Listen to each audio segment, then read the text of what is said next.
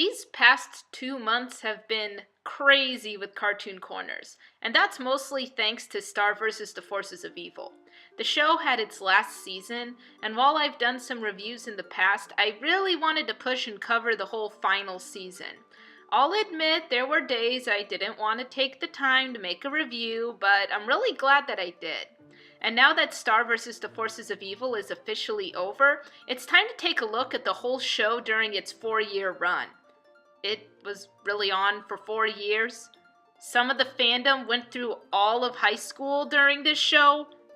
Why does time feel so fast, and yet so slow? When the first season came out, I glossed over episodes but wasn't really invested into it. I certainly didn't expect it to become one of Disney Channel's top cartoons, and that was mainly due to its goofy antics and 15-minute episode segments. Then it pulled a Steven Universe and dived into the lore of the world of Muni, the details of the multiverse and how magic worked, and of course the threat of Toffee from the middle to the end of Season 1. Suddenly, it wasn't just a silly slice-of-life kind of show. It had the potential to become something more, and it certainly did that. I recently rewatched The Battle for Muni, and honestly, that might have been the absolute pinnacle of the whole series for me. Don't get me wrong, the third and fourth seasons were still interesting, and the animation certainly became more fluid and great to look at, which I'm always a sucker for. But Battle for Muni brought together the buildup of the previous seasons. It was Toffee's plan coming together and Star being able to stop him. It's funny that 2 seasons later we would see Star accomplish what Toffee was trying to do, destroy the magic. As a first-time viewer, there were always nuggets of mystery left to keep me invested and come back to see where the characters were going. However, I'm not sure if Star holds up as well when it comes to rewatchability. I always seem to go back to Gravity Falls when talking about cartoons, but the reason why Gravity Falls has great rewatchability is it was one giant mystery.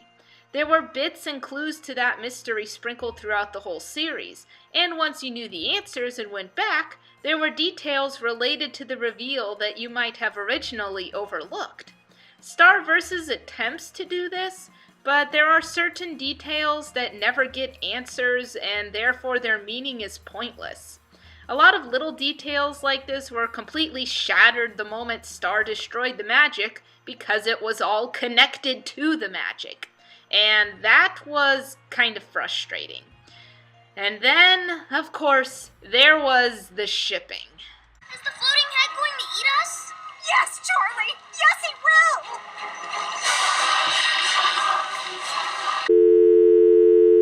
There's nothing wrong with sprinkling in some romance. Marco and Jackie's relationship and Marco and Star's relationship were pretty well developed in the first 2 seasons.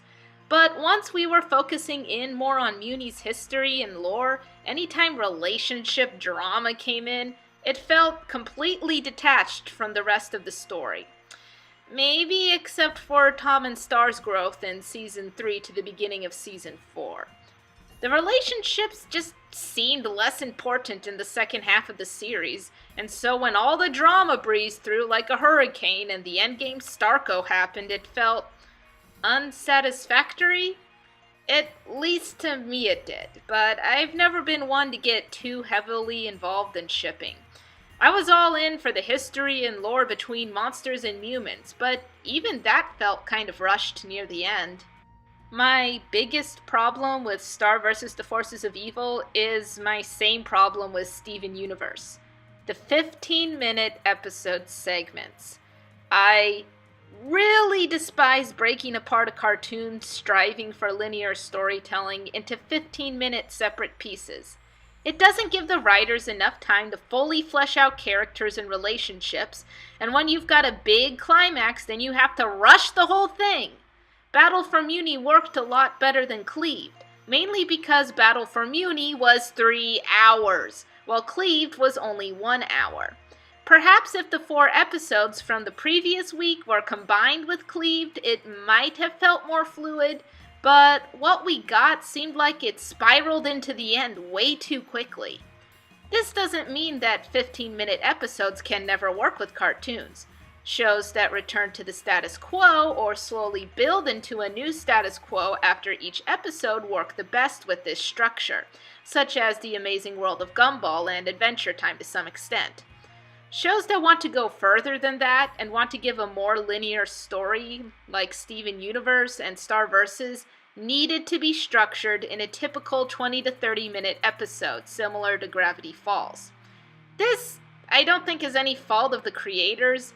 I'm not exactly sure who's in charge of how long episodes get to be, but based on reactions of the viewers, despite how many views these shows have, the pacing with modern cartoons tends to be all over the place.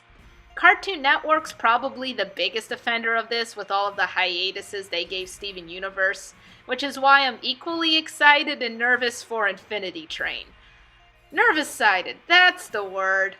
I'm getting off track though. Overall, Star vs. the Forces of Evil is a charming and humorous show, with fun characters and a story that's fun to watch unfold during the first time around. I still really like all the seasons, but if I'm being picky, seasons 1 and 2 hold up stronger compared to seasons 3 and 4 overall. Probably because when we got slice of life filler in seasons 3 and 4, it felt more out of place than it did with the first 2 seasons. Not every episode fits in perfectly with the overall arc, but it's still a ride that I immensely enjoyed being on.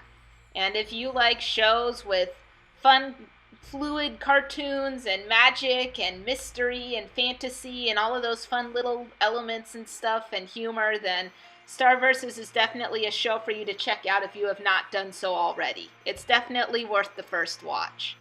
So with that, this is my last official video piece covering Star vs. the Forces of Evil, unless some big surprise comes related to the show in the future. There's really nothing else for me to say. So thank you so much for all of you that have stuck around and watched these cartoon corners on Star vs. the Forces of Evil. If you like this, make sure to put a thumbs up and press that like button. Comment below on how you feel about Star as the show all together now that we have the complete story. Before I wrote down the script covering all of it, I went back to the earlier episodes and seasons to kind of refresh my memory. And that's why I came to the conclusion that the first 2 seasons were stronger than the last 2 seasons, because kind of comparing them, there is a huge difference. And some of it is good and some of it is bad, but again, I already kind of explained those reasons earlier on, so I don't need to reinforce it here at the end when I'm just trying to make a conclusion to the video. There's lots of stuff in the works, not just cartoon corners. There will be future cartoon corners coming out because there are lots of new cartoons on the way, which is pretty exciting. I think I just heard my phone go off, but that doesn't matter. It's telling me that I need to wrap things up, which I will. The point is, there's lots more going on to this channel, so make sure to subscribe if you want to keep up to date on all the fun things we do, like travel videos and craft videos. Yeah! There's some craft videos sprinkled throughout here, but I've actually got plans for a whole summer segment of lots of craft videos kind of mixed in with animal fact videos, so it's kind of going to be a hybrid of the few craft videos I tried and like the polar bear Bambi animal videos.